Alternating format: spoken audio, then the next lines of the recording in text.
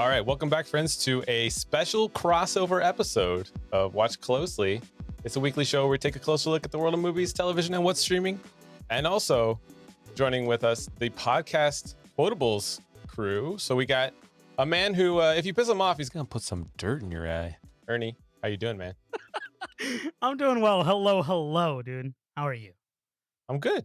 I am good. And also a man who, he's somewhat of a scientist himself. Lex, how you doing? Hey, what's going on? Thanks for the introduction. I'm great. And you already said how you were, so I won't ask. I'm good. I'm good. The second time in between those couple seconds. Oh, yeah. Thanks for being back on the show, bro. It's good to have you back. Thank you for having me. Today, we're going to be talking all about Spider-Man No Way Home. We've all three have seen it. And this is going to be your one and only careful for spoilers disclaimer here. So if you guys haven't seen the movie, probably go back and watch the movie and then come back and watch this. I want to ask, there's three of us. So which Spider-Man are we? I want to be 3. He said he wants to be the one that's the one that dances. I guess I'll be Toby because I'm Tom Holland. Because yeah, that's looking. No, I'm kidding.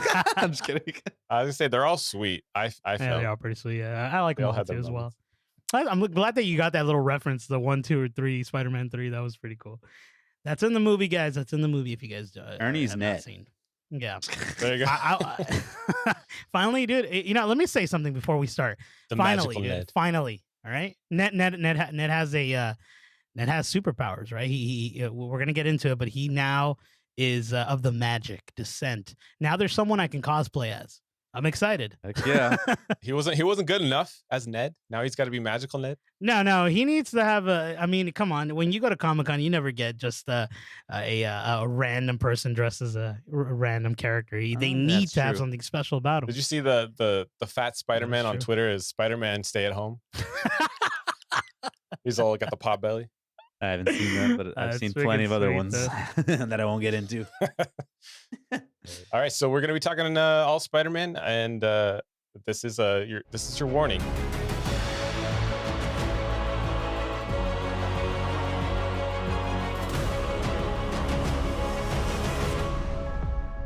Spider-Man No Way Home was directed by John Watts. It's written by Chris McKenna and Eric Summers, and of course, it's inspired by Stan Lee and Steve Ditko, the late, the great. And so we have not only Tom Holland in this movie, but we had Tobey Maguire and Andrew Garfield. So let's get into it, guys. What did you guys think? What's your overall impressions? Ernie, let's start with you. Overall impressions going in. Were you excited? Yes, I definitely was. It was interesting. I think I was talking to both of you guys. Obviously, we talk every day, but I was telling you that I had gone on a social media blackout.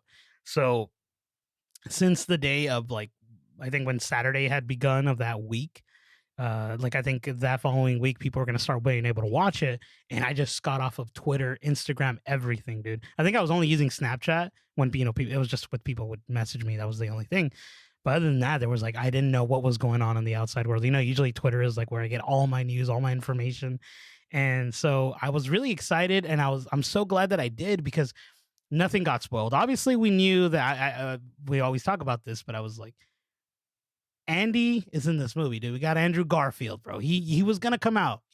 We knew Tobey Maguire was a thing because he had told this one guy when he went out shopping. He's like, "Are you gonna be in the movie?" And he's like, "Yeah, I think I am." And it was I don't know if you remember. It was all nonchalant. But Andrew Garfield had been always swaying the question. I don't think I'm gonna be in it. They don't want me or whatever what have you. But we knew, so I was already excited. That wasn't gonna be spoiled for us. But overall, dude, I just came into it giddy, bro, like a kid. When I first saw the first Sam Raimi Spider-Man, I remember feeling so excited, and this emotion overtook me when I was there. And I was like, oh, I'm not going to be one of those stupid fans that's clapping and saying stuff. Dude, throughout the whole movie, we'll get into it more, but throughout the whole movie, I was like, oh, they freaking did it. No way they did that. There was just so many moments, so instances that I was just, but yeah, very excited going into it.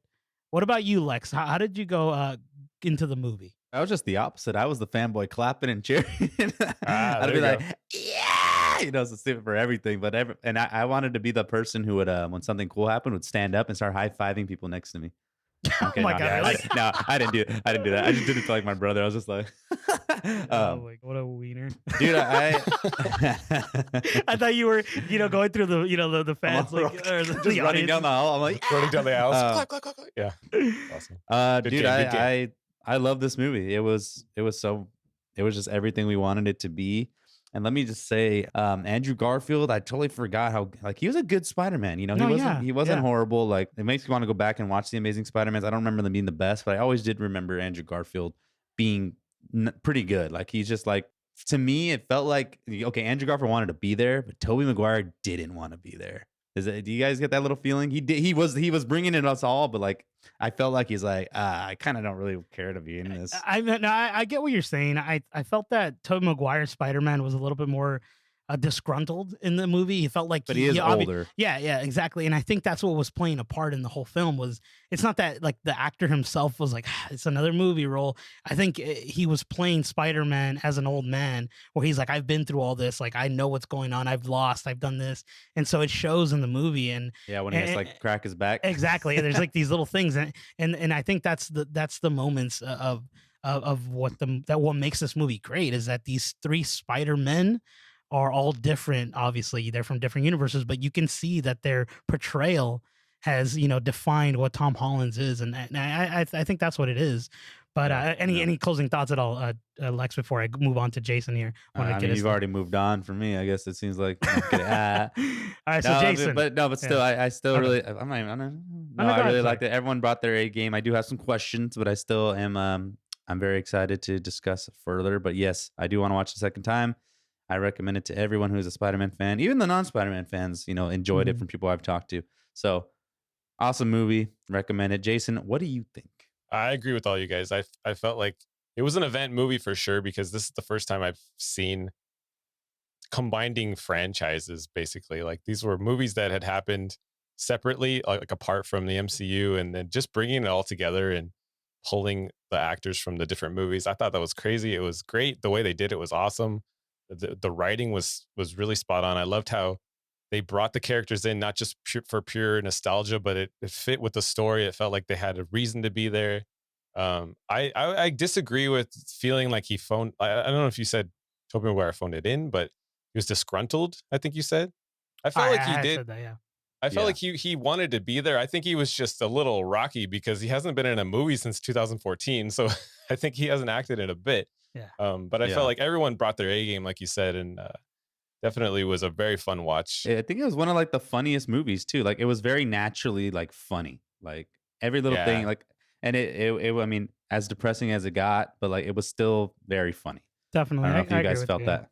I also felt like it was very self-aware of itself. They used a lot of content from past movies, and you could see that, and like, just like you said, you shed the light on the humor. I felt that all played into like that point in time where Willem Dafoe says, I'm something of a scientist myself. It's like, oh, he said it, and then, you laugh about it, but you're like, he said it. Yeah, it was fan servicey, but it was done right. I felt like it was very. Agreed, yeah. But I wanted to ask you guys, like, now that you've seen the movie, looking back at the trailers, do you felt like they gave too much away or not enough? Or did you feel like the way they took it was the right way to go? Like, I think a lot of people were like, just show that they're in the movie. Like, did you like how they held back in the trailers, or what do you think, Lex?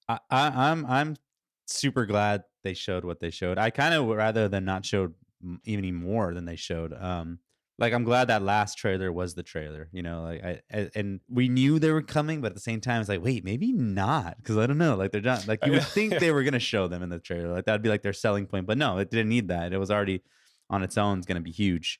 So, I'm glad with what they showed. I forgot to touch up on Ernie when he was saying that how he was avoiding the internet. I was actually on the internet.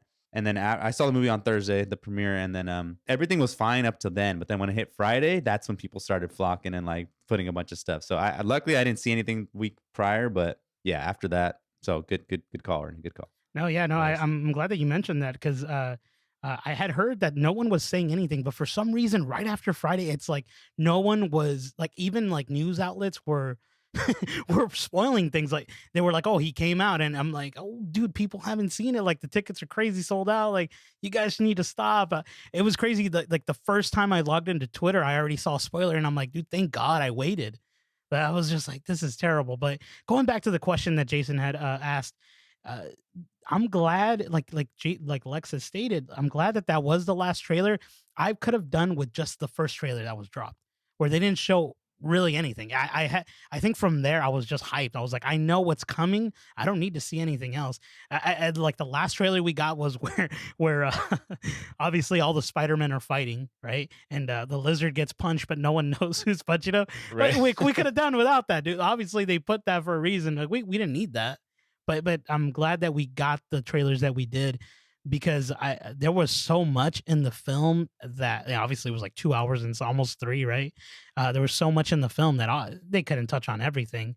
But that's my. What about you, Jace? What did you think about the trailers? It's funny because when we were talking about it earlier, I was like, "There's no way they're not going to show at least or hint at one of the other Spider-Man in them," because I thought it was just for marketing standpoint, like it's such a big sell. But I felt like looking back on it, I think they made the right choice, like not to have any of them on in the trailers. And I also kind of agree with Ernie. Like I would rather have just had that one teaser trailer and then just gone in cold. I feel like, in this day of internet spoiling, like there's really no way you can avoid it nowadays. Like I muted a bunch of stuff on Twitter, but like it was on Instagram, it was on every social media. Like people were like just hyped for this movie. Like every little bit of information they just wanted to post. So yeah, dude, I agree with you. It's crazy because I had asked one of our buddies, it was Eric Lex, and he said, I was like, "Oh, I'm off of social media." I told him all that, and I was like, "The only thing I'm using is Snapchat and TikTok." He's all, "Stay away from TikTok." Yeah, and I was like, "That's crazy, really?" And so I got away from it. I did it for a bit, and then I got away from it when he warned me. And then when I did log into TikTok, it was already like there was crazy spoilers. I was like, "Here too?" Like, yeah. I mean, everything gets spoiled nowadays. Even my milk got spoiled. Oh, Dang, I'm sorry. and he Your went looking eggnog, your for it. He went eggnog. looking for it to get spoiled. I see. So what do you guys think that there's any solution to this, or this is just what it's going to be like going forward? No, Like, this No, there's no is there- solution. Yeah, there's no way. There's The no. leakers are just going to be there. And at first, when there wasn't spoilers and I wasn't seeing any, I was like, maybe people are finally respecting, like, because there was always That's there was wishful always thinking. I love there that. was all these trailers that'd be like, don't spoil it, don't, and people would retweet it and blah blah blah. But like, of course, that's the people who haven't seen it. Once they see it, they're like, we're out, let's do it. Like, but I mean, I get it. They want to get like their favorites and the like. You know what I mean? That's when it comes to like Twitter stuff. They want all the likes and all that stuff. Like, yeah. but and I don't think it's ever going to end. Neither is the hate on the Twitters as well. So it's like, this is the life we live. And Yeah. Ernie, you did it right. Take note. I would do the same thing. No, I think it's difficult. I don't do this for every film. This one was especially special. I heard Right. Clifford, you were avoiding the Twitter. Oh yeah, no, I didn't know that he turned into All the the big red hashtag dog big red until dogs, you muted all of them. until I watched the film. I'm just kidding. No, it just for this particular film, I went out of my way to do this. I don't think I'm going to do this for The Matrix. I don't think I'm going to do this for maybe Multiverse of Madness. It's just Spider-Man is near and dear to my heart, and it's something that that I've been waiting for. This is the film that's culminated so much of everything in my childhood, from Sam Raimi's to The Amazing Spider-Man to Tom Holland's, and just the fact that it came together in this. I mean, I'm not going to say it's a perfect film, but it's such a great movie. I'm glad that I was able to see it with like fresh eyes, not knowing what was going to happen. Yeah, definitely. And dude, it freaking broke the record of like the biggest. What is it like? They made $260 million opening weekend, 600 million globally. It's the top ever in a opening movie, except for what is it? Avengers Endgame, right? Mhm. I think Endgame got 357, but Spider-Man No Way Home, despite pandemic, is now the second largest grossing opening weekend of all And I time. wonder, and you guys think it would have broke Endgame if there wasn't the pandemic going on? Yeah, dude, for sure. Yeah, maybe, yeah. But even then, it still seems like everything was packed, dude. Everything was Yeah. bad. Everything was. Even people were in the very front row with the next side, like, like it was like Did that. you guys get stuck in the queue ordering tickets? Did you guys get Oh that no, whole I like? didn't do that. I went in person. Well, I was looking at it when they released them at 9, and at 8:45, some started coming out, so we were able to get our theater. But then we were trying again for the other, like Dolby, and it just was an hour wait. Like we would get the tickets and it just freeze and crash. It was bad, but like we're all screwed, dude. We got our tickets. Oh, Like nice. we're good. Yeah, I went in person. I didn't have to deal with all that stuff. And I saw it really early in the morning, the Friday that had come out, so there wasn't a lot of people. But I want to go back to that question. I think there's a lot of variables that go with it, with the movie being, obviously it broke number 2 biggest opening. You have to think that at this point, yeah, we've gone Black Widow, we've gone Eternals. Those weren't like movies that people were looking for the most, right? And it is pandemic, so but this is like 2 years of it, so we're waiting for something this big. So I think that even bumped it a little bit more. I don't know if even if it wasn't pandemic, we would have gotten this. This was the first event film, right, that we got since exactly pre-pandemic. Yeah. So there's a lot of things at play here. So we wouldn't know. We would have to like do this whole statistics and thing. But that's what I was thinking too. I was like, I wonder like how it would, because people right now are saying like, oh no, Endgame, if there was a pandemic, Endgame would have been done, but we don't know that. You know what I mean? Never know. Endgame is like, the end. the pinnacle of like everything we've been watching in the MCU for what, 10 years, like something like that. No, that's what I was super excited for this movie too. I'm like, dude, I'm really excited to go to the theater. And I know a lot of people don't like the cheering, but I'm like, dude, I want to be like, yeah, everyone like, and everyone was respectful. They would clap and be like, yes, like at those parts, and then they would stop. But can I say it was funny because not really funny, but just kind of unfortunate. So the movie was about to begin and an Amber Alert went off. Everybody's phone in the theater went off. And dude, literally throughout the whole movie, it would just keep happening like a couple times here and there. Oh, that's the worst. No one was going to be like, shut up. You know what I mean? Because you can't. You don't really and we're just like, oh, people were just like, oh crap. But it's like, it was kind of funny at that point. We're just like, oh my gosh. What if the Amber Alert was like, oh, well, avoid spoilers? I'm just kidding. Right. No, it was actually something else. It's kind of sad. But anyway, but still, it's terrible. But yeah, it's just interesting that happened. That's funny. So my experience was, me and Lex always talk about this on our Quotables podcast, but when we've gone to the theater, we always get those people that talk, but they're not with the group of people. They're just like, wow, that's good. Okay. Mm-hmm. Yeah. Or they're eating very loudly. That's the thing. I had that for the first like 20 minutes of the movie. And then after not 20 minutes, but after I guess, spoiler alert, right? We already said that. When Matt Murdock comes out, dude, Charlie Cox comes out. Oh yeah, dude, I yelled out really loud. I was like, they effing did it. And everyone's like, yeah. And I was like, I feel the energy now. Like I was excited. Are you running down the aisles or else? Yeah, I was doing the Lex, clapping everyone's hands. No, but I just remember that happening and being like, dang, like this is setting it up already. And it's funny, that was the first like big cheer of our theater. Yeah, like when that happened, that's when I was like, yeah. What about you, Jace? How was your experience in the theater? I'm with Lex, dude. I wanted to see it like opening night, like one of the first showings. Obviously, it wasn't like the very first showing, but I saw it like 8:00 that night. It was a packed IMAX, and like everyone was cheering at that moment, and you just felt the energy in the room. Like we got cheers when the lights went down. We got cheers before the freaking because we were at AMC, so like I knew there's going to be the AMC intro, then there's going to be the IMAX intro, and then there's going to be like the popcorn thing, and everyone clapped because they thought it was going to start. Thing. Yeah, the Nicole Kidman thing. So every point, people were like, "The movie's going to start," and then there was like another commercial. Yeah, it's that Nicole Kidman thing. Hyped, though. It's funny because we always planned for it, but they're like, so they showed the last trailer and they were doing that. I'm okay, they're going to do this, and then Nicole Kidman thing, and I got very excited, so I kind of had to pee. So I'm going to go run pee real quick. So as soon as I come back, the movie was about to start, and my brother's like, "Dude, they shortened the thing. They shortened the kid." I was like, "Oh crap!" But you made it. Like you made it right. Like it was still showing the logo. I was like, "Holy crap!" Dude, you almost. That's crazy. Dude, what about Maria Menounos? Did she come out in your theater experience? No, the one with the questions. No, oh, that's terrible. That sucks. I probably was too late. It's one of my favorite things. Popcorn. Yeah, she just talks about stuff in movies. Is that a Regal thing? Newbie. It's Newbie in freaking AMC. But I want to mention something. I had to pee really bad too, and at some point I held it and I sucked it back into my body because I didn't want to miss anything. It back in? Dude, I was like, I don't want to miss anything. And I was like, I just stayed there, and I'm like, oh, this is going to be a 2-hour film. Like I ran to the bathroom in the first time, but then after that, when you have to pee in the middle of it, you're like, no, this is sucking back into my life. Like we're not going anywhere, dude. Yeah. And then you got the mid-credit scene and all that too. You got to wait for.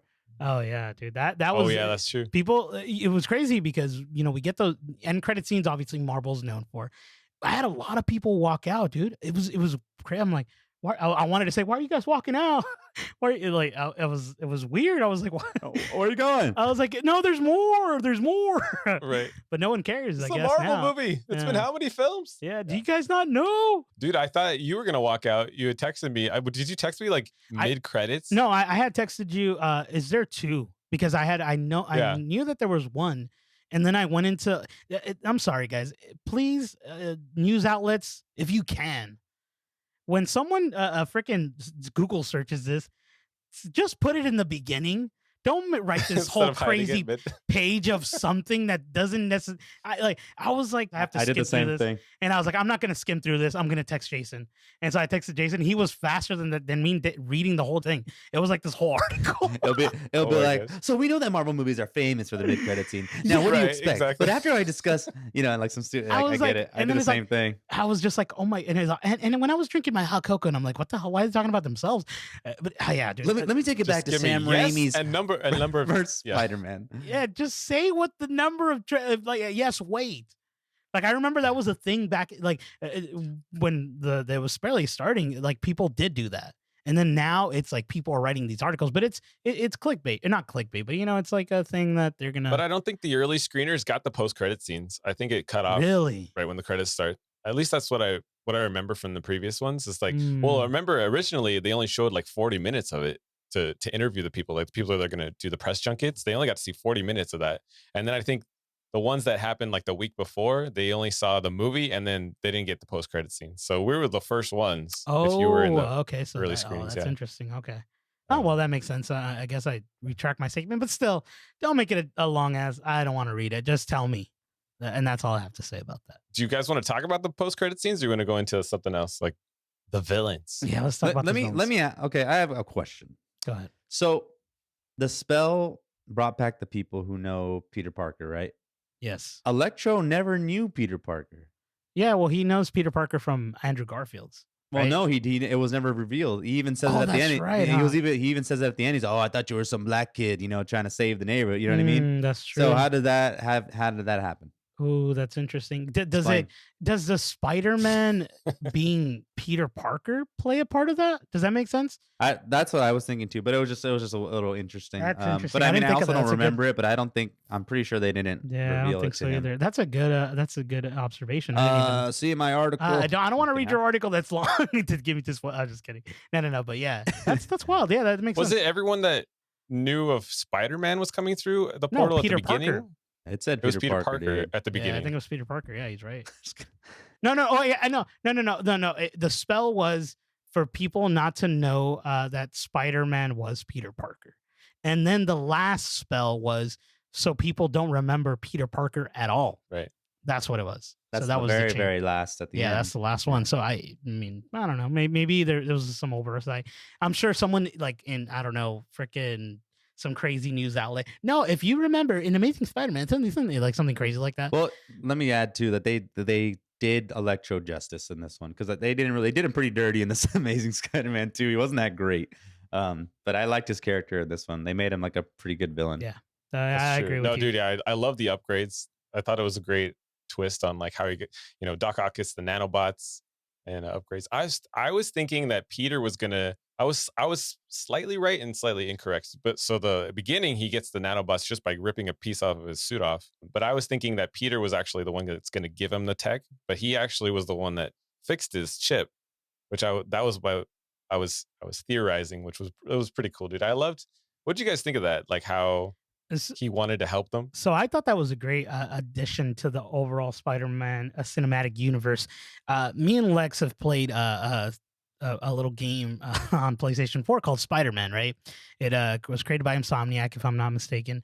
And in that game, you're kind of like Andrew Garfield's, what's his, the reptilian guy, what's his name? Jeez Louise, I forget his name right now. Lizard. The lizard. Lizard, Connors. Yeah, Kirk. So he was that in the video game. Dr. Octavius was that for Peter Parker. He was kind of like not his ward, but he was, he was working with them. He was helping them fix the tentacles in the video game, and it's this whole thing, and they're friends. He even helps them build a Spider-Man suit. It was really, really great storytelling.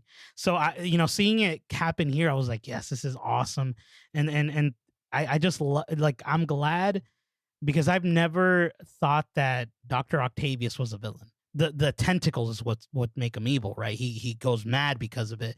And being able to see him get his second shot, and even that moment when he talks to Tobey Maguire's Spider-Man, and he tells him like, he's like, how you been, my boy? Like, you've gotten older or whatever, like I was like, dang, there, like, that was feels right there. You're like, they've gone through so much together.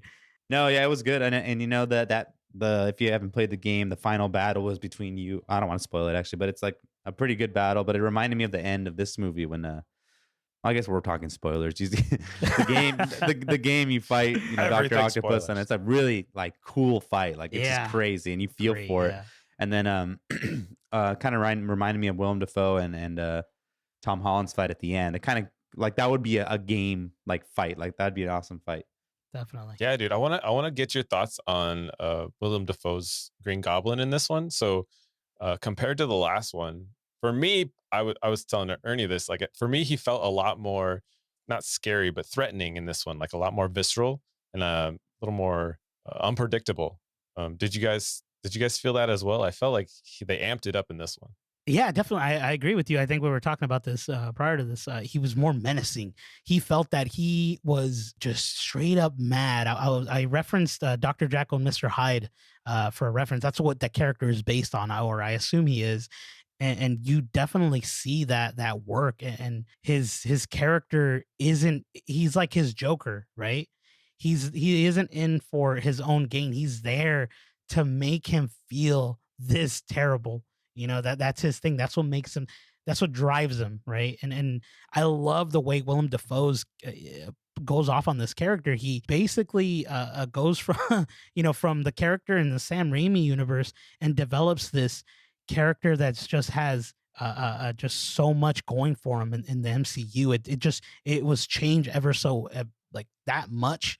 This is a brand new character. This isn't anything like the one that Sam Raimi had written or whoever wrote it. Sorry, at that point, and it, like at the end, we see with Willem Dafoe in the Sam Raimi, where he obviously, spoiler alert, he dies. He goes, "Don't tell Harry," and how funny that comedic that was. Nothing in this film of Willem Dafoe, everything that happened up to the point was comedy, right? Obviously, like we talked about little things in the beginning, but when he does become the villain, nothing is funny. Every moment that he's in the film, you feel like something can definitely happen. Like Tom Holland could die. Like someone is gonna die. Like you felt that. And I'm curious to hear your thoughts on that, Lex. Well, what did you think? Well, I couldn't have said it better myself. I think, man, you pretty much touched on everything there. But yeah, I agree. He was very menacing, and the way he like makes his face is just like, dude, he's just like, he's so good at like his facial expressions. Like, he didn't even need the mask. Like, it destroyed in the beginning, and just like him like coming for help, but then like at the end, he's like, all crazy. And how sad, that he killed Aunt May. I know, right? Very sad. And sorry, I'm speaking about this now. At first, when Aunt May got hit by the glider and got back up, I'm like, wait, how was she not dead? And then she ended up dying. Yeah, no, yeah, and I agree with you. It was interesting to see that happening, because I was like, oh, she's okay, but it's like they needed her to die to become the Uncle Ben to his story, right? But okay, yeah, and that's another thing too. When Andrew Garfield and Tobey Maguire are speaking of Uncle Ben, he doesn't say anything. He had an Uncle Ben. They just never showed his death, but maybe he just didn't know him when he was like alive yet. I don't know. From what you kind of gather, it kind of seems like he became Spider-Man with around Aunt May's time, not with Uncle Ben. Is what it seemed like to me.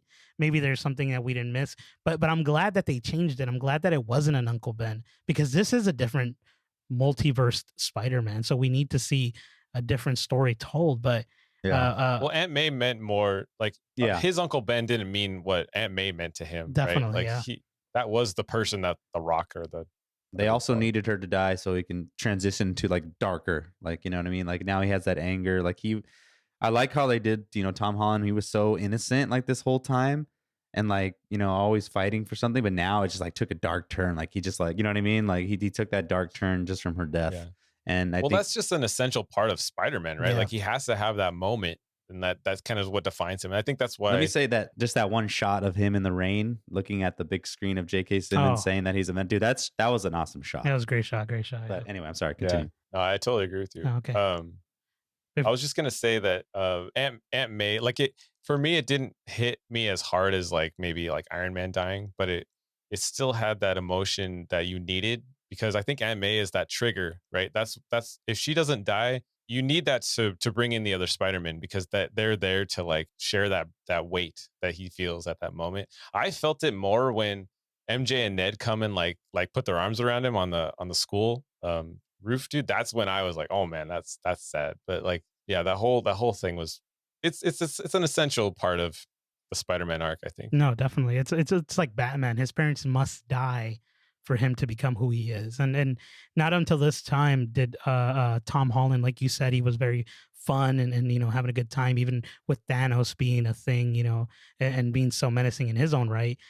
Not until this moment, is when Tom Holland Spider-Man realized that, okay, there's higher stakes here. There's things that need to be done. I want to actually ask Lex a question that I asked you on Watch Closely, which was, it's a Twitter question, Lex. Oh, no. It's from at Spider-Man Shoots asks, where do you rank Defoe's Goblin as a villain in the MCU now that you've seen the movie? I don't know. He's up there for sure. I would say, I did see what someone responded. Thanos. I would put that as the top. Yeah, I would say the same. Willem Dafoe would be like the second choice, because he number 2 spot. Dang. Because Marvel doesn't have the history of like their villains always kind of come up short a little bit. But with him, they did it very well. It felt real, if I may say. Yeah. I definitely don't care for the Lizard. Oh yeah, well he was a weak one, right? Like from all the other villains, like he got a couple lines, but he was just kind of there, I think, for like a comedic relief a little bit. I feel like he was shortchanged. Yeah, he's how the dinosaur talks. Yeah. But I like. What about Thomas Hayden Church's Sandman? At first, I'm like, why isn't he turning into a human? I'm like, could they not afford him to be there? Was that what it was? But then at the end, he turns human. So that was just a little thing I was thinking about. I was thinking that too. Like the whole time he was the sand guy, and like he was just sand, and like at the end is when he finally became a human. I was like, what happened here? Well, he wasn't able to control himself, is what it is. Oh, yeah. Was that what it was? That was the whole thing. Is being in that universe. Yeah, being in that universe, he wasn't able to control himself. Like just like when Electro comes in, he's not able to control the energy because he's not blue anymore. Yeah, he's not blue. No, he became his natural skin color, but he wasn't able to control himself in that universe. It was different. So that's why they always go, the energy here is something better or something, whatever he says. I don't know what he says, but dude, I love that moment when he sits on the couch and he's like, oh, sorry. And he tries to wipe the sand off the couch. His arm's just leaving more sand. That was great. That was sweet. And it sucks because, he's very human too. Like he's kind of like a Defoe in a way. I mean, not as good, but like, oh no, I would say he's more like a Dr. Ock. I want to say, because he's there, he's for his daughter. And, at the end of Spider-Man 3, they were on good terms, but then he changes when he realizes like he thinks he's trying to kill Electro. Was that what it was? Or something like that? Yeah, I think so. He thinks that he's trying to get kind of rid of them. Yeah, like take their powers. Yeah, I mean, I still didn't like the Sandman. Honestly, I thought he was kind of a waste of like, I don't know what it is. It's just that character just doesn't sit right with me. I haven't analyzed it, to be honest with you guys, but it felt like, yeah, he was there for the comedic relief. I think he was there more than the crocodile or the lizard was. Sorry, the crocodile. The dinosaur. The dinosaur. I think he was more of a comedic relief than him. It felt like he was there because he was another big villain, and he's Tobey Maguire's like essentially. He's the reason he became Spider-Man, or the Spider-Man we know, right? Because he killed Uncle Ben, actually. Yeah. I thought it was great, though, how everyone made an appearance, right? There was no replacements of actors. Like, everyone showed up and everyone, like, brought it. I thought that was pretty awesome. That's a good... I don't know how much money Marvel threw at them, but... I mean, yeah, they had to give him some good chunk of change. What about J.K. Simmons reprising his role as... what do you think about him, Jason? Dude, he was a punk in this one.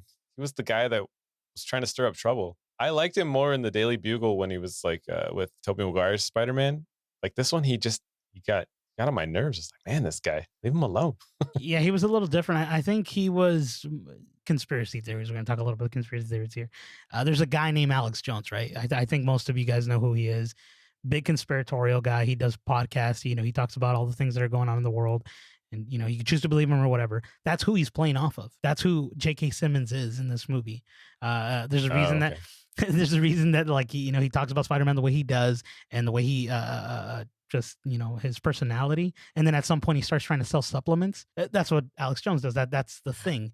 So that's the character he's playing off of, or at least in my opinion, that's who I think he is. I'm sure people have realized that. But someone's gonna be like, no, he's actually doing this from comic 23. Some dude that knows this.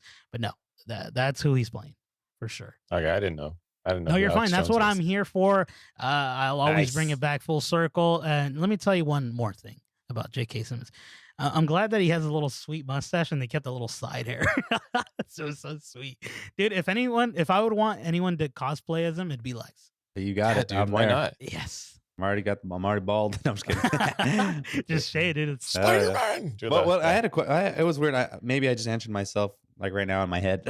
In the beginning, when they first show J.K. Simmons, he's in like a little basement studio, and then later they show him in like a legit studio. But I'm wondering if that's because the universe when it got changed, he was in a bigger place. Did you guys catch that? Yeah, no, yeah.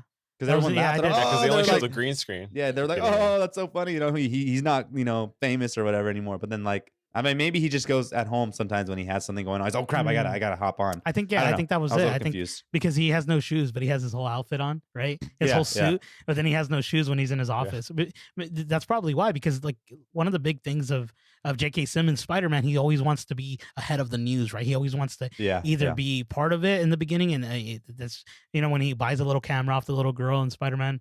Remember, he's all the film's gonna cost you extra. You guys remember that? Recall that? It's a common thing with this character. So I could definitely see that's probably why, because his reach is so big. Yeah, I'm glad it worked out though. I like that. I like that it did tie into the story, and I was excited in the previous movie when he shows up at the very end, and I'm glad that he's continuing in this universe. It just so happens he's playing himself in all the multiverse. I guess he's gonna be showing up. Was there any other villain moments that you guys really liked? Or I'll tell you what the biggest villain of the film was. The fact that they broke Happy's heart. The fact that Aunt May broke his heart and they broke up. He was saddy. That was the biggest villain of the film. I felt bad for him, dude. Like he's over there. I forget what she says, but like he's always on him. But I was like, oh, that sucks. I know. First they break up, and then he loses her altogether. And then like that was a big blow. Or she doesn't have the audacity. Oh, I guess she does. They end up staying with him. It's like right. He's like, I got a place for you, and then I was gonna say, kind of touching up on. I think Jason. I think you said it. How they made Lizard the punk. They kind of made Dr. Otto like that a little bit, because he was always saying stuff, but they would say something and we just laugh at him, like, you know what I mean? Like, yeah. I don't know, but I liked his character still, but like he was being so serious the whole time, and they were just like, dude, like, calm down. He felt like he was literally ripped out of that movie. Like it didn't feel like he lost a beat. Like he was just still his character. I thought it was great. He did a really good job. He did. I was gonna ask about away from the villains. What about Benedict Cumberbatch, dude? I thought he was gonna have a lot more in this movie, to be honest with you. Like the way they kind of like promoted him. But I'm kind of glad that he wasn't in it as much, because like, we wanted Spider-Man, and that's what we came for. Yeah, this definitely was a Spider-Man centered, like it was centered on him, right? Compared to it was crazy that he trapped him in his little his little, I don't even know what it was, using math, a geometry, yeah. Do your math. It was a little unrealistic. I was like, could he really? But I guess he's good at math. Well, this is going back to what we had discussed, right, Jason? Is this the Doctor Strange we know, or is this the one that's going to become, obviously, spoiler alert for the last thing, is the multiverse of madness Doctor Strange, the one that's evil or chaotic, I guess, as you would say. Was this that? What do you guys think? Yeah, he was acting a little out of character, right? I thought. You were saying, what'd you think, Lex? He was just doing it for the good. Like, I mean, he wasn't like, he knew there was going to be consequences, and that's what he was trying to stop. So it kind of put him like to look like the villain in that way. but I don't think he really was. I mean, he was trying to do the right thing. But Spider-Man was like, no, we're gonna do it my way. But then if you notice at the end, he kind of realizes like maybe we should have done that because he loses MJ, or not MJ, I'm sorry, Aunt May in the process. But I mean, his thing ends up working. So like he kind of shows like, hey, I'm the better guy in a way. Yeah, I like that line. He said, sometimes I forget because you're Spider-Man that you're still just a kid, and he was kind of taking pity on him, like, Yeah, I thought you were saying that you like the Scooby-Doo line. I'm kidding. dude, they should make a shirt, Scooby-Doo this crap. And they always do. They always do Wong's character dirty, dude. That poor guy. He's like always in it for a second, and he's just gone. He's always in and out of portals. Yeah, he's like, hey, he's like, all right, I'll be back. Okay. It's like, dude, well, give this guy some more time, the moment. Got things to do, man. They should make it just a series on him. They are Wongs for that. Where does he go? You see this guy. You see this guy. He set him up. He set him up for that. Put me up to bat. He set him up. He set him up. No, I agree with you guys about Doctor Strange. I think it was a little bit out of character, and I enjoyed him in this movie for the parts he was in there. Obviously we were wrong with what was going on. Remember, we had discussed that, he's the evil Doctor Strange. That's why he's fighting Spider-Man. But we were very wrong last we spoke about it. But you were right. There was something off about him in the movie, and the fact that they took him out and, he was able to, I guess with geometry, take him out of the picture was great, because up to this point, I think I keep talking about this. The big thing about Tom Holland's Spider-Man is he doesn't have like villains for him. Every villain's always been like a Tony Stark or a something in the MCU's thing. It's never like, I'm here for you, Spider-Man. Not until like Willem Dafoe's now you start to feel that, oh shoot, now he has neighborhood Spider-Man problems. It's his own thing. Well, Vulture was kind of, and Mysterio. But yeah, but he was from Tony Stark, right? He got the That's tech true. from that. Yeah, You he know was what I getting mean? the tech from It Tony isn't Stark. it isn't and, their own thing, but that's my opinion. Maybe obviously you guys are more than welcome to have your own. But I've always thought that I was like, only ours.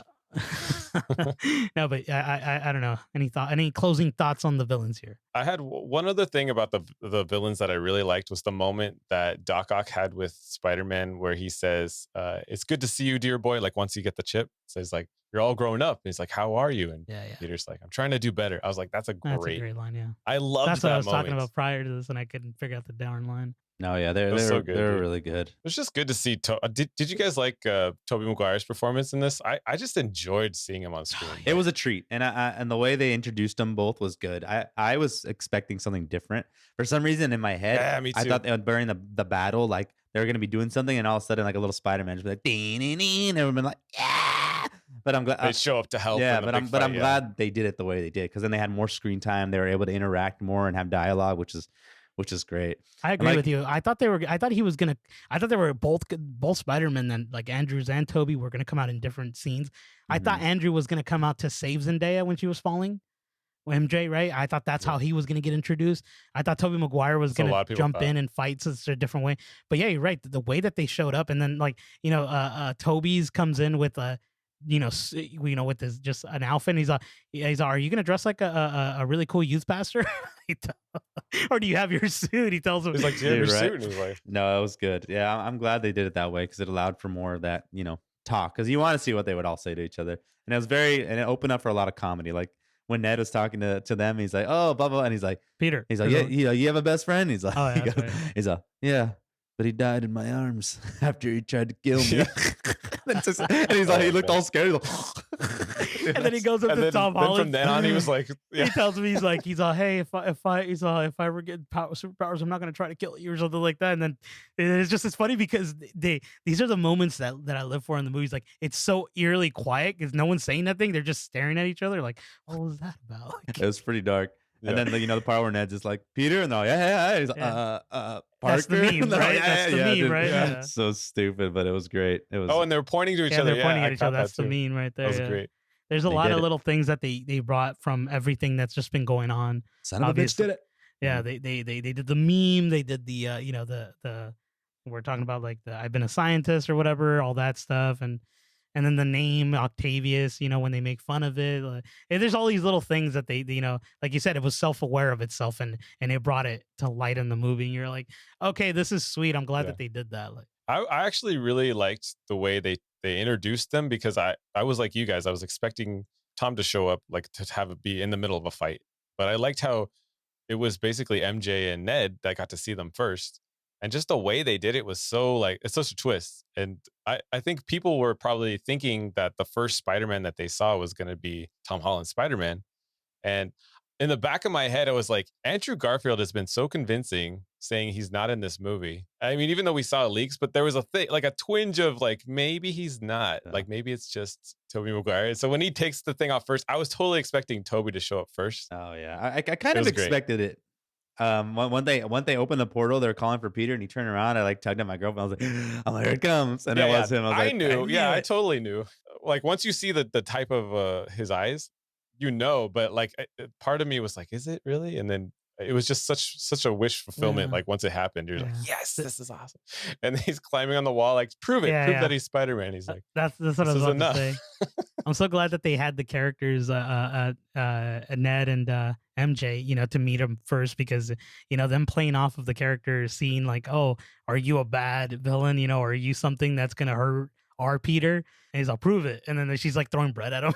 And like, and then the mom is like, get the cowboy off the roof. And then he goes to do it. Yeah, that was even sweeter. The little old lady. I love that, dude. Very comedic.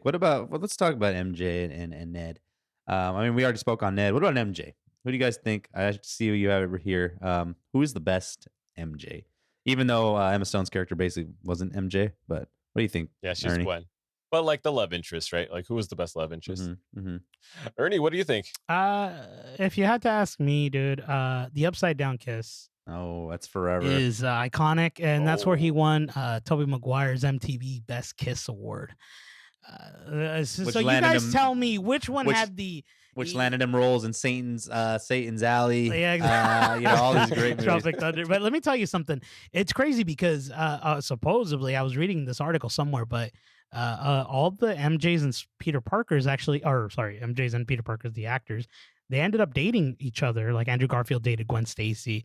I didn't even know that Kristen Dunst and Tobey Maguire dated, but then again, like that wasn't really the age of like Twitter and stuff, so it was kind of hard to know. No, we're still young, bro. You know what I mean? Like, exactly. We weren't even on that. But I will say one thing. I think the best romantic, you know, best like love interest is Gwen Stacy. I think for sure. Him and Andrew Garfield definitely were the best love interest on screen. You can definitely tell the chemistry. Exactly. And then I would say Tom Holland and Zendaya next, because they're actually dating too. Mm-hmm. And not so much Kristen Dunst and Tobey. They were kind of like, she kind of treated Spider-Man dirty. With the other two, you know, they're loyal. I'll tell you what, dude. MJ's. I don't like MJ. Well, I did like the kiss. I was, you know, that's just funny. But I thought that Sam Raimi's MJ was. You're right. She did him so dirty. Like she does that. Let's do the twist, and she like, you know, messes around with Harry Osborn, dude. Come on. Gets married almost. Yeah, I know. It's great. And then like it's all Miss Watson. You know, when she's working at Moon Dance Pie or whatever. Dude, I want to say something real quick. This has was it about Enrique? No, this has nothing to do with it. But did you guys think, and if I was the only one here, when Peter gets his apartment at the end, that it was going to be the landlord from the Spider-Man? I thought so. Yes. I was waiting for it. For that. Like, why didn't they take that? Why did you hear the line about the rent? Yeah. Because they all rent's due on the whatever, and he's like, okay. But I was like, oh, dude, that was it. That was such a fail. I wish that was the same guy that had done the audio. Tell me that would. Everyone went nuts. That would have been the last thing. Everyone was like, yeah. You know what I mean? Like, yeah, dude. Rent. Is that guy's not dead, right? I don't know. Like, hopefully not. I mean, if he is, God rest his soul. I hope he shows up. He should have been the one to do it, dude. It would have been, because, like I said, it's so self-aware of itself. People know that this guy is Rent. You know, they know that guy. So the fact that they didn't use him, I was so, dude. I remember hearing, and I was like, no, they should have done it. It wasn't him, but just the fact that they put the rent line in though it was good enough. But yeah. So what do you guys think? You know, since the end of the movie, you know, ends up, you know, he gets everyone to completely forget about Peter Parker. Where do you guys think the movie Spider-Man is going to go from here? That's Spider-Man, at least. He's going to be friendly neighborhood Spider-Man now, right? Like I think they left it open to either he goes to Sonyverse and just does adventures, or he can stay with Marvel and still do more friendly neighborhood adventures. That's my thing. That's my theory. Starting over. I mean, I think the same. He's going to start small again and just try to make. But everyone didn't forget Spider-Man. They still know Spider-Man, just not Peter Parker. So we'll see. Yeah. I mean, he still can be in those big budget, crazy fights, or just friendly neighborhood stuff, like you said. But I'm excited. Ernie, what do you think? Oh yeah, I agree with Jason. I think he's gonna do neighborhood Spider-Man stuff. That's the thing, is it's gonna be more about Peter Parker and Spider-Man and his issues. We're gonna get more in line with like the Sam Raimi kind of universe storytelling, where it's about that character, not about him in the grand scheme of the MCU. I think that's what we're gonna get, and I'm glad it's not like they're grounding him, but I'm glad that they are, in a sense, because it's his own thing, it's his own arc. He's moving away from it, which is something that I've always loved. This is what I like Spider-Man. My favorite thing is when he has his own problems, not Tony Stark's problems. You know what I mean? Like, Right. Do you guys think that MJ and Ned are gonna forget like the adventures that happen? Like the stuff with Doctor Strange. Do you think they're gonna forget that, or they're just gonna forget Peter? What do you guys think about that? It's kind of weird. Well, so the weird thing is, I don't know if you guys caught it at the very end scene. She's still wearing that necklace that he gave her, like with the piece that's broken. So Oh, and she has the cut on her head too. and she's got the cut. Yeah. So like, there's evidence of him there, but they have no memory of him himself. So I feel like eventually they'll remember, right? It's just gonna take some, not remember, but stuff will be revealed, and she'll be like, "Oh, that's why I have this." Because there's so many unanswered questions once they do the whole forgetting. It's like, okay, well, what about paperwork? What about video stuff? Like like that spell was probably an old spell. Like, does it delete know about the everything? Yeah. internet? I mean, Yeah. this is definitely gonna open up a lot of things to happen. Like he can, I forget her name, but Black Cat, like Felicity Jones, I forget her. I think her name is. But Peter Parker dates not just MJ. He dates like Gwen Stacy. He dates like I said, Black Cat. Like there's a lot of story to tell here. So I think this is just a pause right now, and like you said, you saw the heart and all that stuff. I'm sure that there's a way for them to remember or something that can come out. But at this point, they're just kind of like putting a pause on the relationship because they are supposed to end up together. So maybe in like 2 more films, they'll probably go back to them. But for now, it's just it's gonna stay like this. And I don't know. I feel like even though if the spell is old, I think it still will erase anything about Peter Parker. You know what I mean? I think that they Yeah. know that Spider-Man was there with them fighting probably, but they don't know that Peter Parker was Spider-Man doing that stuff. I loved the way it ended, where he didn't reveal himself right at the end. Like, he saw that they were happy in that moment, and he wanted to leave it at that. Like, he didn't go and be like, "Guys, I'm Spider-Man and I'm Peter Parker." And like, he saw it. He saw that they were both happy, and like, I felt that was the completion of the arc, right? Like, he became a more mature Spider-Man in that moment because he was truly doing something that wasn't for him, right? Like, he was selfless in that moment. I love I that. felt that same way. That was awesome. Yeah, he just said, Yeah. "I'd rather them be happy and not mess with their lives than make himself happy," and that's the Spider-Man way. Exactly. Yeah. With great power comes great responsibility. Remember that, Pete. Remember Remember that. I remember that. But let me say something. If I may, thank you, gentlemen. The scene where Andrew Garfield's Spider-Man's arc gets fulfilled, at least in my opinion, when he saves Zendaya's MJ, right? And just that tear, because he wasn't able to save Gwen. Yeah, Right. Oh, dude, perfect shot. it was you very cry? good. Oh, I did. It was I very teared good. up, dude. That was a great scene. It was just so well done because you're like, exactly what he felt. This is the thing. I think one of the Twitter questions that you have on there is, does he need, one of the people asks, does he need to watch any of the other movies or something like that? And yeah, to get Definitely the full helps. effect of everything, you Uh-huh. definitely need to see everything. This movie was made for like all the people who have seen those. Yeah, It's for the it's made fans, for the yeah. fans that have been with us through Sam Raimi, through frickin' Sony's whatever Amazing Spider-Man. And then there's like that moment where, obviously, people have always talked smack about Andrew Garfield's movies, that they weren't great or whatever. Yeah, they probably weren't the best. His Spider-Man was awesome though. Yeah, he was a good Spider-Man in some bad movies. Yeah, it's just bad movies. And then they go off of each other because they're talking about, no, he's like, you're amazing. They're telling him, no, you're amazing. Because that's what we're thinking. You know what I mean? That's another self-awareness, right? And it always brings it back. Yeah, I just wanted to mention that. I wasn't expecting that beat dude, that extra beat when he catches her and he's like, "Are you okay?" Like that moment, like I love that they stayed on that moment because that's where everything came back from those other two movies. That proves that there was such chemistry with Gwen, right? Because it was so heartbreaking in that moment. Yeah. Just that scene, dude. It was great. I'm so glad they added that scene. That's one of the moments that stayed with me after the movie. Like I was thinking about it for a while. Yeah. Like, man, such a good. Yeah. So glad they wrote that in. Definitely. Yeah, they done good. They done good. So the end credit scenes, if I may, didn't really care for the Venom one, to be honest with you. Maybe because I wasn't really a fan of the movie. I don't know. What do you guys? Yeah, think? why did Venom get sent to the multiverse? Because he didn't know who Spider-Man was. Well, he did at the end of the second one. Remember, it got revealed on the TV when he was watching it. It said Peter Parker, Spider-Man, but he didn't really know. Yeah, but he blipped. He blipped over in before he saw that on the TV. Do you remember? I have no idea. His bedroom changed, and then he ended up in a different hotel stall or something. I think he found out about it though, right?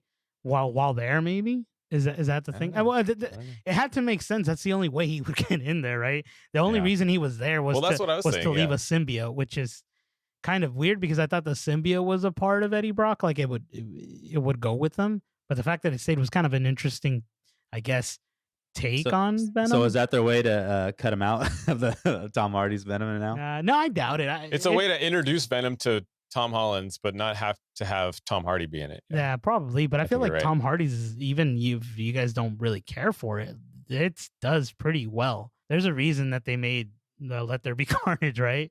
It was just kind of weird that he was just there for like a couple hours in the bar and then he got sent back. And that's true. Okay. Which Spider-Man would you want to fight Tom Hardy's Venom? Andrew Garfield. I would say the same. Yeah, I want him to just have some. I want him to get a redemption. Redemption. Yeah, exactly. Like I want him to be able to do a movie that's just it's good for this sweet Spider-Man. You know what I mean? Like it makes sense for him to have it. Tom Holland already has great villains. He doesn't need anyone. Like he doesn't need a good story. He already has great stories. This is the person that needs it more than anyone. And why didn't they throw in Eddie Brock from Spider-Man 3. What's the name? Topher Grace. Topher Grace. I knew. Why didn't Topher I wanted get to a just cameo? come in and be like, if you know what I mean. You know what they should have done was Bully Maguire. You got some sand in your eye, or what is it? You got some dirt in your eye. I would have been happy if one of the credit scene were all three of them doing the dance. Oh, that would have been even. That would have been awesome. Yeah. One of the Twitter questions was from @UberKryptonian says, "What do you think of having separate main co-running Spider-Mans at once? So like having Tom doing his MCU timeline and then have Andrew do his own set of Spider-Man movies. Like, would you be down for that? I wouldn't mind it. I mean, it would be pretty cool. I mean, they've already introduced the multiverse and all that, so why can't they have their little adventures? You know, it wouldn't be bad. Kind of like Into the Spider-Verse, you know, they were having all that Spider-Man's doing their own thing. So, I mean, it'd be a cool thing to touch up on. For me, I was thinking it would probably make more sense to weave him into the bigger, like have him in a Spider-Verse type movie. Maybe he introduces Miles Morales. Personally, I would love to see it, but we'll see. I don't know if it'll happen. So let's get it to the final one. Let's talk about it. The final post-credit scene, which I told Ernie to stay for. Because he walked out of Eternals, the second one. I couldn't believe it. Oh, yeah. It wasn't my, not because I wanted to. It was because the person who I had gone to see it with was getting very anxious in the pants. And they didn't want to stay. So I was like, come on, let's just stay. And he's like, no. I got to go. And so he's got to go. And so I was like, oh, okay, sure. We'll take off. But from what I've heard, it wasn't anything to write home about, I guess. Nah, it was. Yeah, so I mean. It was. Nowadays, you can just look on the internet and find it. Exactly. If I would have missed this one, I would have thrown him out. Yeah, go by yourself. Because it was pretty much like a teaser trailer. This was a that trailer, point. yeah. Like, they showed a lot. Set this up, Lex. What was this? It was the trailer for the Multiverse of Madness, the new Doctor Strange movie, which it was cool. And I kind of like the way it was set up. Like, because at the end, it doesn't even say like the title of it. It just says like, Doctor Strange will be back. Like, so it was like, it wasn't even like a trailer. I mean, it was, but like, and it seems cool. And teaser. And you know, it's been a while since I've seen the first Doctor Strange. I remember liking it, but not being like a huge fan.